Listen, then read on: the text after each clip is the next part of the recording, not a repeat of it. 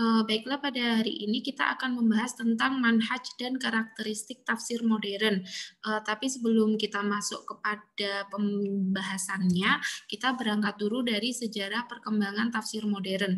Jadi makna tafsir seperti yang teman-teman sudah tahu, yaitu memberi penjelasan dan juga memberikan keterangan. Kemudian makna dari modern itu sendiri adalah terbaru, mutakhir, atau sikap dan cara berpikir serta bertindak sesuai dengan tuntutan zaman atau kekinian seperti itu. Jadi tafsir modern ini adalah merekonstruksi kembali produk-produk tafsir klasik yang dianggap sudah tidak relevan dengan situasi modern ini. Nah, kemudian di abad ke-7 Hijriah atau 13 Masehi itu terjadi penyerbuan secara besar-besaran yang mana tentara Mongol menyerang wilayah Islam seperti Samarkand, kemudian Bukhara, kemudian hingga Baghdad di tahun 1258 Masehi. Jadi imbas dari penyerbuan ini tidak hanya berakibat kepada kekuatan dinasti Islam yang berkuasa pada saat itu, tetapi juga berpengaruh kepada dunia keilmuan Islam. Jadi bisa dikatakan dunia keilmuan Islam pada saat itu mengalami kemunduran. Jadi sejak peristiwa yang memilukan tersebut, pergerakan keilmuan Islam mengalami kemandekan. Nah, kemudian ulama-ulama yang hidup setelah prahara tersebut kebanyakan hanya meringkas, kemudian atau mengomentari dan mengulang dari warisan-warisan yang hampir punah tersebut, tidak terkecuali dalam bidang tafsir. Jadi seperti yang sudah kita bahas sebelumnya ya, bahwa semisal kita menemukan kitab tafsir seperti misalkan Ruhul Ma'ani, karya Al-Alusi, yang mana kritikannya itu hanya mengandalkan mengutip dari kitab-kitab tafsir sebelumnya, atau misalkan tafsir Al-Khazin yang hanya meringkas saja. Itu salah satu alasannya adalah karena terjadi kemandekan di dunia keilmuan Islam seperti itu. Nah, kemudian di abad ke-14 Hijriah adalah abad di mana dunia Islam mengalami kemajuan di berbagai bidang. Jadi termasuk bidang keilmuan dan termasuk dalam kajian tafsir. Nah, kajian tentang pemikiran tafsir Al-Qur'an dalam khazanah intelektual Islam memang tidak pernah berhenti. Jadi bisa dikatakan tafsir modern itu mulai berkembang dari abad ke-14 hingga sekarang. Seperti itu. Nah, kemudian kemunculan metode kontemporer itu diantaranya, atau metode modern diantaranya dipicu oleh kekhawatiran yang akan ditimbulkan ketika penafsiran Al-Quran hanya dilakukan secara tekstual. Jadi ketika penafsiran Al-Quran dilakukan secara tekstual seperti apa yang telah dilakukan oleh ulama-ulama klasik, maka akan membuat penafsiran itu sendiri tidak relevan dengan perkembangan zaman. Nah, jadi maka ketika kita mengaplikasikan penafsiran secara tekstual, maka akan mengabaikan situasi dan latar belakang turunnya suatu ayat sebagai data sejarah yang penting seperti itu.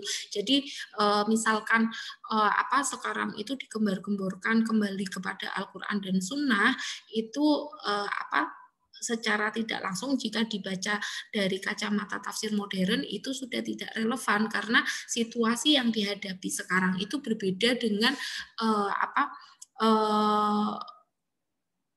kondisi ketika turunnya suatu ayat. Nah, maka dari itu seringkali dalam tafsir modern itu juga menggunakan metode kontekstual yang nanti akan dibahas di dalam slide selanjutnya. Seperti itu. Nah, kemudian pada periode modern ini, tafsir Al-Quran di samping memperlihatkan coraknya yang berbeda dengan periode sebelumnya, tetapi juga selalu terkait dengan isu-isu kontemporer. Jadi kalau sebelumnya itu kan corak-coraknya itu kan hanya seputar fikih, kemudian hanya seputar filsafat, kemudian hanya seputar sufi, katakanlah seperti itu, tetapi dalam penafsiran kontemporer ini juga berkembang bagaimana ketika seorang mufasir merespon persoalan gender, kemudian persoalan demokrasi, HAM, ekonomi, politik, budaya, dan juga lain sebagainya. Jadi apa yang sudah ada di dalam corak tafsir klasik itu berbeda.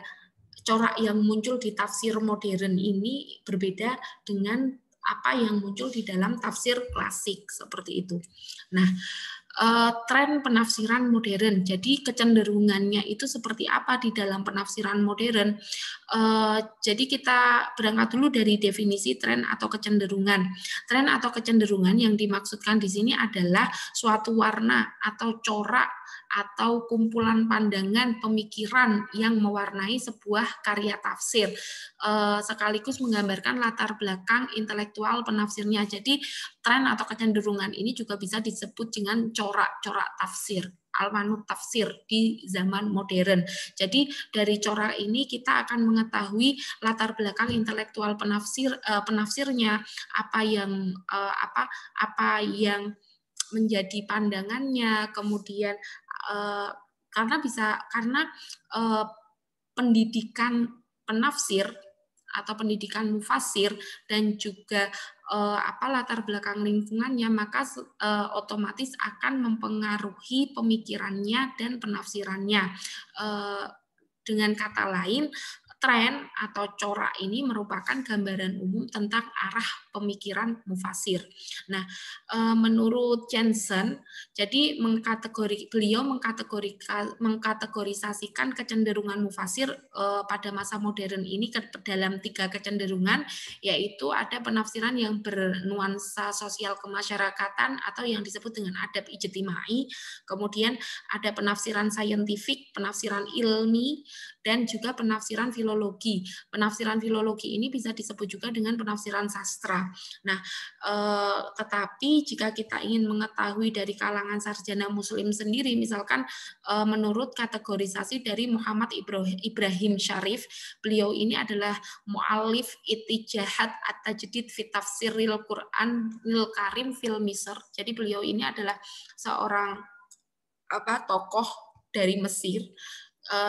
Jadi kecenderungan tafsir modern itu ada 3 kategori, dan ini secara tidak langsung sama dengan pendapat Jensen tadi, yaitu yang pertama adalah al-itijah al-hidai atau tren kehidayahan Al-Quran atau yang disebut dengan adab ijtimai, sosial kemasyarakatan. Kemudian ada al-itijah al-adabi, tren filologi dan sastra, atau yang disebut dengan tafsir sastra. Kemudian ada al-itijah al-ilmi, yaitu tren saintifik corak ilmi. Nah, kemunculan tren adab ijtimai atau hidai atau sosial kemasyarakatan ini disebabkan ini yang tidak muncul di penafsiran klasik. Jadi corak ini disebabkan problem yang dihadapi oleh umat Islam pada saat itu atau pada awal-awal penafsiran itu mulai menggeliat kembali di abad ke-14 Hijriah, yang mengalami kemunduran dan terpecah belah dan didominasi oleh Barat. Kemudian permasalahan ini karena adanya dominasi dari Barat itu mendorong munculnya paradigma baru dalam memperbaiki dan membangkitkan kembali kondisi umat Islam dari keterbelakangan tersebut. Jadi sebuah tafsir yang mana menjawab permasalahan pada saat itu. Jadi inilah yang dimaksud memberikan solusi Qur'ani sesuai dengan problem yang dihadapi oleh masyarakat. Seperti itu. Nah, tren yang pertama atau corak yang pertama di dalam tafsir modern itu adalah penafsiran ilmi atau scientific. Nah, sebenarnya penafsiran ilmi ini bukan suatu hal yang baru ya dalam dunia tafsir, karena cikal bakal permulaan penafsiran ini sebenarnya sudah ada di masa Khalifah Ma'mun, yang mana pada masa Khalifah ini penerjemahan kitab-kitab ilmiah dari Eropa ke dalam bahasa Arab itu digalakkan. Nah, kemudian ada tentang corak ilmi ini ada beberapa ulama yang pro dan juga ada beberapa ulama yang kontra. Salah satu alasannya bagi golongan ulama yang pro dengan model tafsir ini adalah didasarkan pada asumsi bahwa berbagai macam penemuan seperti sains atau keilmuan dan teknologi modern telah tersadur di dalam Al-Qur'an. Jadi apa yang ditemukan pada apa yang ditemukan oleh ilmu pengetahuan dan teknologi pada saat ini itu sebenarnya telah ada di dalam Al-Qur'an. Ini menurut golongan ulama yang pro. Nah, kemudian ada beberapa pendapat dari ulama yang kontra atau tidak mengakui keabsahan model penafsiran ilmi ini. Ada tiga alasan. Yang pertama itu adalah penafsiran saintifik itu tidak dapat diterima menurut mereka, karena menurut mereka secara ada beberapa makna-makna modern itu ketika dikaitkan dengan kosakata yang ada di dalam Al-Qur'an itu terlalu memaksa. Jadi istilahnya malah tidak membawa penafsiran yang maslahah, tetapi seperti terkesannya itu adalah memaksakan Al-Qur'an itu harus relevan sesuai dengan perkembangan ilmu pengetahuan yang ada. Jadi seakan-akan tafsir ilmi ini seperti memperkosa teks dalam tanda kutip seperti itu. Nah, kemudian yang kedua mengabaikan konteks kata-kata dan frase-frase yang ada di dalam Al-Qur'an dan asbabun nuzulnya. Nah, terkadang di dalam penafsiran ini agar seakan-akan Al-Qur'an itu apa yang sudah ditemukan di dalam ilmu pengetahuan itu ada di dalam Al-Qur'an itu terkadang dipaskan, tetapi tidak mengindahkan asbabun nuzul. Jadi konteks turunnya ayat itu apa, kemudian sekarang itu dicocok-cocokkan, dipaskan itu contohnya dicocok-cocokkan dengan ilmu pengetahuan yang ditemukan pada saat ini, kan itu kan juga menjadikan penafsiran itu terlalu dipaksakan. Nah, kemudian yang ketiga, tidak memperhatikan fakta bahwa pengetahuan dan teori-teori saintifik sesuai dengan karakter dasarnya selalu tidak sempurna dan berkembang. Jadi kita tidak bisa memungkiri bahwasanya apa yang ada di dalam ilmu pengetahuan atau teori-teori saintifik yang misalkan pada saat ini itu relevan, itu tidak bisa kita mengklaim bahwasanya ini akan terus relevan, karena seperti yang kita ketahui teknologi itu akan berganti cepat sekali. Nah, ketika Al-Qur'an dianggap sesuai dengan ilmu pengetahuan yang sekarang, misalkan ketika menemukan sesuatu kemudian diambilkan dalil dari Al-Qur'an, oh ini sangat relevan sekali, tetapi sekali lagi karena ilmu pengetahuan itu berkembang dan bisa saja teori yang sekarang itu 10 tahun ke depan sudah berubah, kemudian akan orang yang membacanya itu pasti akan mengatakan, oh berarti Al-Qur'an ini tidak mulaim fi kulli zaman wal makan, karena bisa dilihat bahwasanya hanya mendukung penemuan pada saat itu. Bagaimana dengan masa sekarang? Kan otomatis kan akan mengurangi kemukjizatan Al-Qur'an itu sendiri. Yang mana prinsip Al-Qur'an itu adalah mulaim fi kulli zaman wal makan. Jadi tidak bisa bahwasanya dalil-dalil Al-Qur'an itu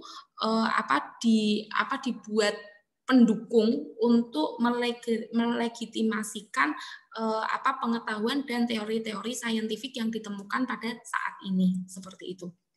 Nah, kemudian antara ulama yang pro dan kontra ini solusi kompromistik antara mereka berdua ini seperti apa? Kan kita itu kan tidak bisa memungkiri bahwasanya hubungan antara Al-Qur'an dan ilmu pengetahuan itu kan harus harmonis, karena di dalam kehidupan modern ini kita tidak bisa lepas dari teknologi. Nah, maka dari itu setidaknya hubungan antara Al-Qur'an dan juga ilmu pengetahuan itu harus harmonis. Nah, solusi tengah-tengahnya ini seperti apa? Nah, menurut Quraisy Shihab, jadi Al-Qur'an itu diposisikan sebagai kitab yang berisi tentang kebenaran ilmu pengetahuan, tetapi bukan jadi sumber kebenaran itu ada di dalam Al-Qur'an, tetapi tidak bisa di Al-Qur'an ini diperlakukan sebagai kitab ilmu pengetahuan seperti itu. Nah, misalkan di dalam ayat Al-Qur'an sudah dijelaskan misalkan bahwasanya ada pergantian antara malam dan siang. Nah, tetapi kemudian di dalam ilmu pengetahuannya bahwasanya ada keterangan bahwasanya waktu itu terdiri dari 24 jam, yang mana di dalam Al-Qur'an itu tidak diterangkan secara detail, hanya Al-Qur'an itu memberikan pengetahuan globalnya saja bahwasanya ada pergantian antara siang dan malam seperti itu. Nah, maka dari itu teori-teorinya itu ada di dalam sains atau di dalam ilmu pengetahuan seperti itu. Nah, kemudian ayat-ayat Al-Qur'an sesuai dengan penemuan-penemuan baru itu merupakan ijtihad yang baik. Nah, selama paham tersebut tidak dipercaya sebagai akidah Qur'aniyah, karena kalau seumpamanya dipercaya sebagai akidah Qur'aniyah, maka nanti ketika teori itu berubah, maka nanti akan mengklaim bahwasanya Al-Qur'an ini tidak sholih fi kulli zaman wal makan dan tidak bertentangan dengan prinsip-prinsip dan ketentuan bahasa. Jadi bisa di ayat-ayat Al-Qur'an itu dibawa ke dalam penafsiran ilmi asal prinsip-prinsip dan ketentuan bahasanya ini tidak bertentangan dengan teori-teori modern. Nah, kemudian ketika memposisikan Al-Qur'an itu sebagai sumber kebenaran dari ilmu pengetahuan, maka itu akan menjadikan hubungan harmonis antara Al-Qur'an dan ilmu pengetahuan. Ini bisa dibaca sendiri, golongan-golongan mufasir yang pro dan golongan-golongan mufasir yang kontra dengan tafsir ilmi. Di antaranya yang pro itu seperti Ar-Razi, Al-Mursi, As-Suyuti, Al-Ghazali, kemudian ada Muhammad Abduh dan juga Tantowi Jauhari.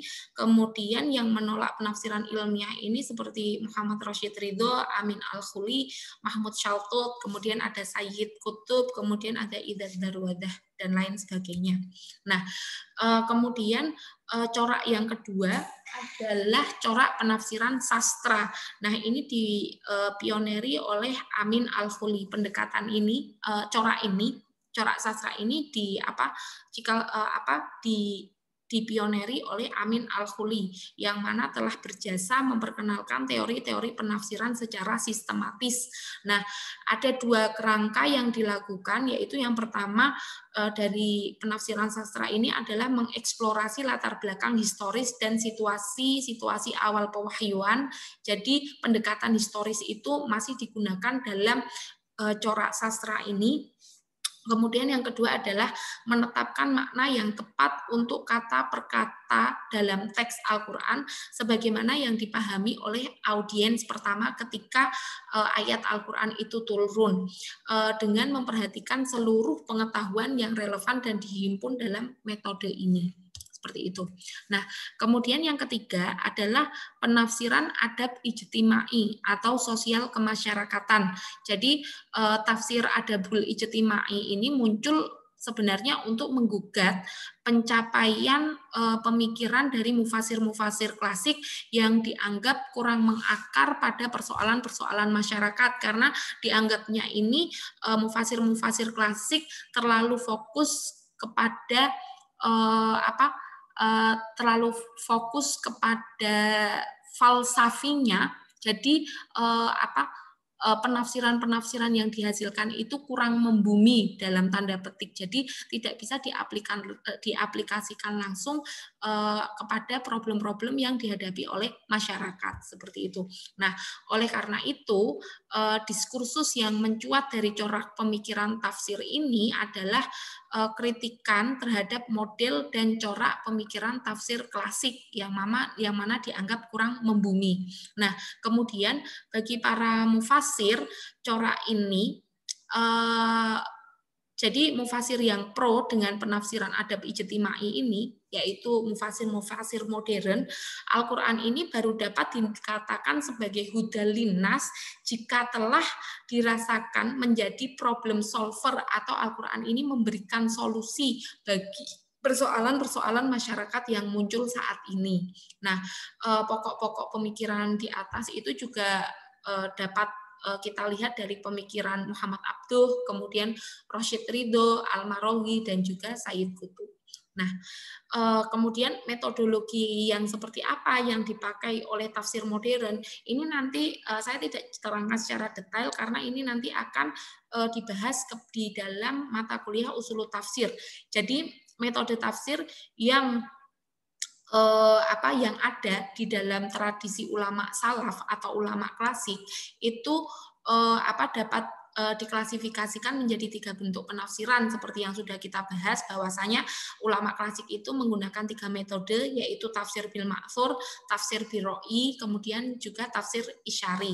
Nah, kemudian berdasarkan pada temuan ulama kontemporer yang berbeda dengan ulama klasik, ini menurut Al-Farmawi misalkan terdapat 4 buah metode yang digunakan oleh mufasir kontemporer dalam tafsirnya, yang diaplikasikan dalam tafsirnya, yaitu ada metode global atau yang dinamakan ijmali, kemudian ada yang dimaksud dengan metode analitis atau metode tahlili, kemudian ada perbandingan, yaitu metode muqarron, dan juga tematik atau yang disebut yang terkenal dengan maudhu'i, dan juga yang terakhir adalah metode kontekstual.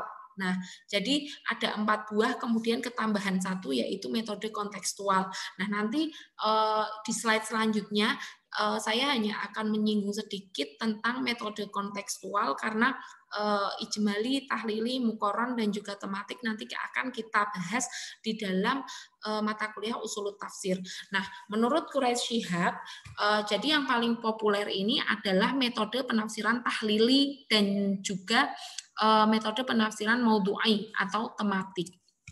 Nah, jadi metode kontekstual ini yang seperti apa sih?